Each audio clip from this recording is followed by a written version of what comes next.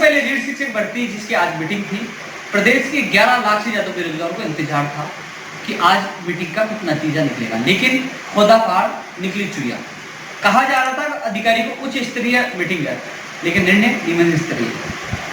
और रही बात, एक बड़ी अजीब सी बात वो निकल के आई कि एक बार फिर होगी मीटिंग, क्योंकि हर बार मीटिंग होती थी, हर बार कहा जा रहा था एक बार फिर होगी मीटिंग, लेकिन इस मीटिंग का अंत नहीं हुआ। मैंने ट्विटर के माध्यम से ट्वीट करके माननीय शिक्षा मंत्री जी को टैग करके पूछा था कि जो एक बार फिर जो मीटिंग होगी वो 2 सितंबर के बाद होगी या पहले होगी, स्पष्ट करें। विज्ञप्ति कब जारी होगी, स्पष्ट करें। पैटर्न कब जारी होगा, स्पष्ट करें। क्योंकि हमने भी सोचा था कि आज प्रदेश के बेरोजगारों को राहत मिलेगी, कुछ खबरें मिलेगी। दोस्तों, कई बार नेगेटिव न्यूज आती है तो कई लोग नेगेटिव बातें करने लग जाते हैं। मैंने आप लोगों को अवगत कराया था कि 2 सितंबर को एग्जाम नहीं होगी, क्योंकि 9वां साल चल रहा संघर्ष का। कई शिक्षक भर्तियां देखी है, 2012, 13, 18 कई भर्तियां देखी है मैंने। हर भर्ती का मुझे अनुभव है। 2 जून 2012 को पहली एग्जाम हुई, 9 अक्टूबर 2012 को दूसरा अटेट हुआ, 31 जुलाई 2011 को पहला अटेट हुआ। हर भर्ती की मुझे डेट याद है, क्योंकि लगातार इन भर्तियों के लिए हमने संघर्ष किया है।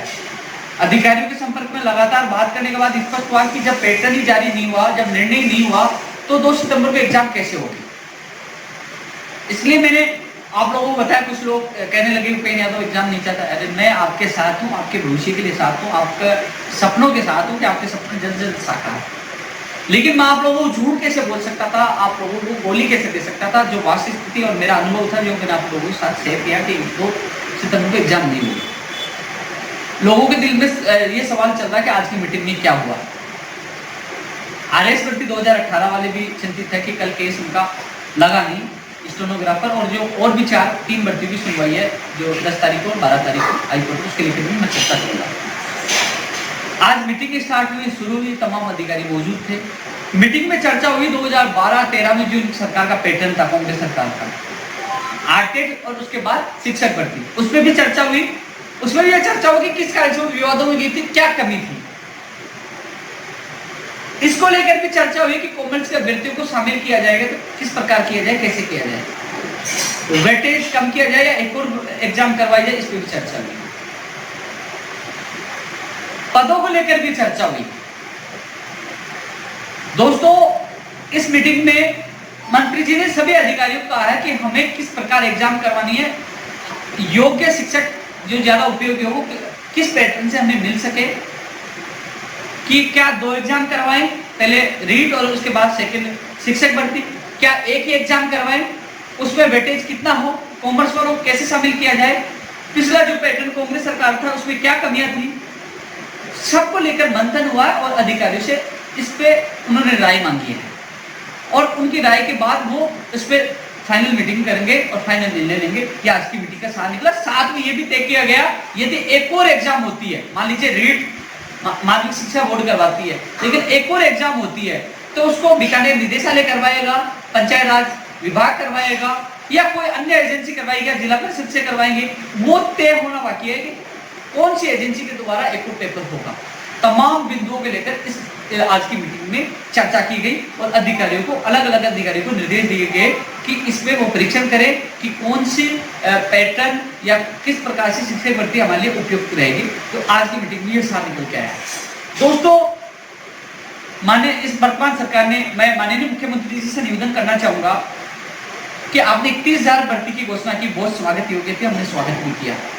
लेकिन जो लापरवाही, जो विभाग की लापरवाही सामने आ रही है कि अभी तक पैटर्न तय नहीं हो पाया, वो बेरोजगार कैसे तैयारी करें कि लेवल 2 का पैटर्न क्या होगा, एक और एग्जाम होगी या वेटेज कम होगा, 90-10 होगा या 95-5 होगा, या एक और एग्जाम होती है तो जो अलग पेपर होगा उसका वेटेज कितना होगा। बेरोजगार उसी प्रकार तो तैयारी करेगा। रीट का ज्यादा वेटेज होगा तो रीट की ज्यादा तैयारी करेगा, सेकंड पेपर का होगा तो उसकी तैयारी करेगा। ये असमंजस की स्थिति दूर नहीं हो पाई। कॉमर्स को विद्यार्थी को शामिल किया जाएगा तो वो भी अपनी तैयारी करे। तो कुल मिलाकर यदि पैटर्न और विज्ञप्ति समय पे जारी हो जाती है, जो सारी विसंगतियां दूर हो जाती है, जो टीएसपी के जो अभ्यर्थी हैं, जो 50% से कम वाले बीएड के, उनको भी शामिल करने की हमने मांग की थी। कॉमर्स के अभ्यर्थियों को शामिल करने की मांग की थी। एमए के आधार पर बीएड करने वाले अभ्यर्थियों की हमने मांग की। तमाम विषय कहते हैं, क्योंकि कांग्रेस अपने घोषणा पत्र में डाली थी। जो नए विद्यार्थी जुड़े हैं उन लोगों को मैं बता दूं, जो रीट की तैयारी कर रहे हैं, क्योंकि जब कांग्रेस बीजेपी सरकार में जब रीट का मामला आया, जब विवादों में आया, जब हमारे प्रधानमंत्री नरेंद्र मोदी जी और अमित शाह जी और अशोक फडणवीस जो बीजेपी के नेता है और वसुंधरा राजे जी पूर्व मुख्यमंत्री ने कांग्रेस पे वार किया था कि ये बेरोजगारों के नौकरियों पे लात मार रही है, और एक तरह से कांग्रेस गिर चुकी थी। उस समय ही राजस्थान बेरोजगार एकीकृत महासंघ ने कांग्रेस को बचाने का काम किया था, समर्थन दिया था, और उसमें तत्कालीन जो वर्तमान में प्रदेश अध्यक्ष है सचिन पायलट जी, माननीय सचिन पायलट जी ने लिखित में दिया था 26,000 के लिए कि हम प्राथमिकता संतोष भर्ती को पूरा करेंगे और रीट की जितनी विसंगतियां दूर करेंगे। घोषणा पत्र में मैंने खुद ने डलवाया था, घोषणा पत्र में डला हुआ है कि रीट की विसंगतियां दूर की जाएगी। लेकिन विसंगतियां तो दूर होने के बाद अभी तक पैटर्न जारी नहीं हुआ, नहीं विज्ञप्ति जारी हुई, तो जिससे बेरोजगार में आक्रोश है। 11 लाख से ज्यादा बेरोजगार आक्रोश है। आप एग्जाम 2 सितंबर में नहीं करा पा रहे, हम मानते हैं कि कोरोना की वजह से नहीं करा पाओगे, अक्टूबर में नहीं करा पाओगे, आप दिसंबर में करवा दीजिए, नवंबर में करवा दीजिए, जनवरी में करवा दीजिए, फरवरी में करा दीजिए, लेकिन तारीख फिक्स करें कि इस तारीख को एग्जाम होगी, इस तारीख को परिणाम आएगा और इस तारीख को ज्वाइनिंग होगी। ये चीजें स्पष्ट करनी चाहिए और ये फिक्स करना चाहिए, जिससे बेरोजगार चिंतित न हो, अपनी तैयारी अच्छी तरीके से वो कर सके। आपसे हाथ जोड़ के निवेदन है माननीय मुख्यमंत्री जी, जिस प्रकार लापरवाही विभाग के द्वारा की जा रही है, जिसकी वजह से पूरी सरकार बदनाम हो रही है, माननीय शिक्षा मंत्री जी आपसे निवेदन है कि आपका विभाग, आप इसके मुखिया हो, कहीं न कहीं आपकी भी इमेज बेरोजगारों में बिल्कुल निम्न स्तर पर आ रही है, वो आपसे आक्रोशित है। आप सोशल मीडिया चेक कर लीजिए, कहीं ना कहीं आपके खिलाफ आक्रोश उनका बढ़ता जा रहा है। आपसे निवेदन है, आक्रोश कहीं आगे बढ़े और बड़ा रूप ना ले ले, कहीं सड़कों पे बेरोजगार ना उतर जाए। इसलिए आपसे निवेदन है कि जल्द से जल्द हम मांग करते हैं कि पैटर्न जारी हो, पदों का विवरण भी जारी हो कि किस विषय के कितने पद है, एसएस के कितने, संस्कृत के कितने, साइंस में के कितने, वो भी जारी हो। लेवल फर्स्ट में कितने और सेकंड में कितने, वो भी जारी हो। लेकिन साथ में ये भी मांगा है कि पदों की संख्या बढ़ाई जाए, 35,000, 40,000, 45,000, 50,000, यानी कि जितने पद बढ़ाने हैं, क्योंकि शिक्षा विभाग में बहुत पद खाली हैं। हम बार बार मांग करें रीट में पदों की संख्या बढ़ाई जाए। शिक्षा विभाग में अभी पदों की संख्या बहुत खाली है, तो पदों की संख्या बढ़ सकती है। आपने इंतजार करवाया है तो पदों की संख्या भी बढ़ाकर बेरोजगारों को खुशखबरी देने का काम आप करें। मोदी जी आपसे हाथ जोड़ के निवेदन है, आपसे ये निवेदन है कि जो मीटिंग का आपने कहा कि मीटिंग एक और करेंगे, निवेदन है कि जल्द से जल्द मीटिंग करवाए और जल्द से जल्द पैटर्न विज्ञप्ति भी जारी करे, पैटर्न भी लोगों को बताए कि ये पैटर्न लोगों को तैयारी कर सके, और साथ में कैलेंडर भी जारी करे, कब एग्जाम होगा, कब परिणाम आए, कब ज्वाइनिंग होगी, जिससे बेरोजगार अपनी अच्छी तरह से तैयारी कर सके। तो आज की मीटिंग में दोस्तों केवल अधिकारियों से चर्चा हुई है और उनसे परीक्षण करवाया है कि कौन सा पैटर्न उपयुक्त रहेगा, शिक्षक भर्ती किस तर्ज पर करवाई जाए, पहले की तर्ज पे या नए इसी पैटर्न पे, तमाम पहलुओं के लेकर उन्होंने चर्चा की और उन्होंने अधिकारियों से राय मांगी है।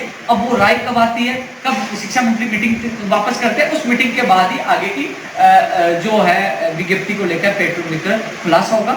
तो मैं तो सोशल मीडिया के माध्यम से, मीडिया के माध्यम से शिक्षा मंत्री जी यही कहूँगा कि बेरोजगार आपसे आक्रोशित है, आपसे यही मांग करते हैं कि जल्द से जल्द आप विज्ञप्ति जारी करें, पैटर्न जारी करें और जो तमाम विसंगतियाँ दूर करें और पदों की संख्या बढ़ाए, जिससे बेरोजगार अपनी तैयारी सेकंड से घर बैठे कर सकें।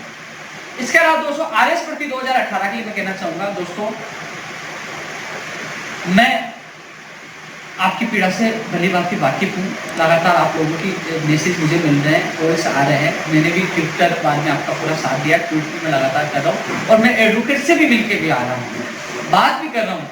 लेकिन आज आपका जो कल सुनवाई है उसकी कोर्ट लिस्ट आई है, उसमें आरएस भर्ती की सुनवाई जो केस नहीं लगा है, इस संबंध में मेरी वापस एडवोकेट साहब से बात हुई। उन्होंने कहा कि एडवोकेट जनरल साहब के ऑफिस से भी कोर्ट में रजिस्ट्रार साहब के सामने निवेदन किया गया था, सरकारी डबल साहब ने भी प्रार्थना पत्र लगाया था, आरपीसी की तरफ से भी प्रार्थना पत्र लगाया गया था, प्रयास पूरा किया गया था, लेकिन फिर भी केस नहीं लगा, क्योंकि माननीय न्यायालय के न्यायाधीश को ही अधिकार है केस लगाने का, नहीं लगाने का। अब केस नहीं लगा तो जबरदस्ती दोस्तों न्यायालय में अपनी चलती नहीं है कि धरना प्रदर्शन करके केस लगवा ले। वहां न्यायालय के सामने हम कुछ भी नहीं कर सकते, ना आप कर सकते, न सरकार कर सकते हैं, केवल प्रार्थना कर सकते हैं जो प्रार्थना की।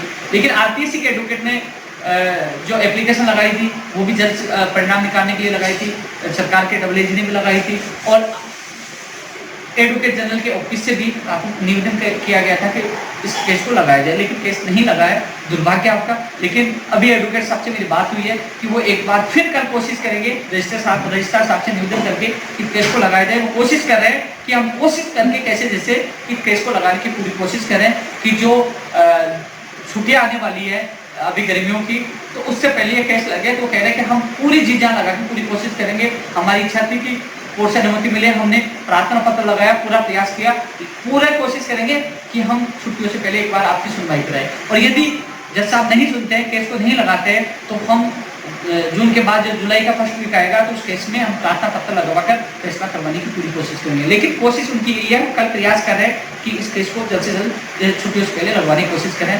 आप लोगों के लिए यही है, नेगेटिव न्यूज़ है। मुझे पता आप चिंतित दुखी, मैं भी इंतजार कर रहा था 10 तारीख की, क्योंकि सबसे ज़्यादा दुख उसको होता है जो भाग दौड़ करता है, और भाग दौड़ करके बाद उसको सही समय पे परिणाम नहीं मिलता, फल मिलता है, हताश हो जाता है। क्योंकि हम खुश थे कि एडवोकेट जनरल साहब आए, हमने सीएम साहब के अधिकारी सचिव साहब से निवेदन किया, सीएम साहब के वहाँ प्रार्थना पूछी कि एडवोकेट जनरल साहब आए तो इसमें हमें राहत मिल सकती है। सरकार ने हमारी मांग मानी, एडवोकेट जनरल साहब को किया, अच्छे एडवोकेट है, लेकिन सुनवाई नहीं हो पा रही, निराशा सब में। लेकिन ये जरूर है, सफलता हमें एक दिन जरूर मिलेगी। आज नहीं तो कल हमारा फैसला भी आएगा और आपको नियुक्ति मिलेगी। संयम आप सबको रखना होगा।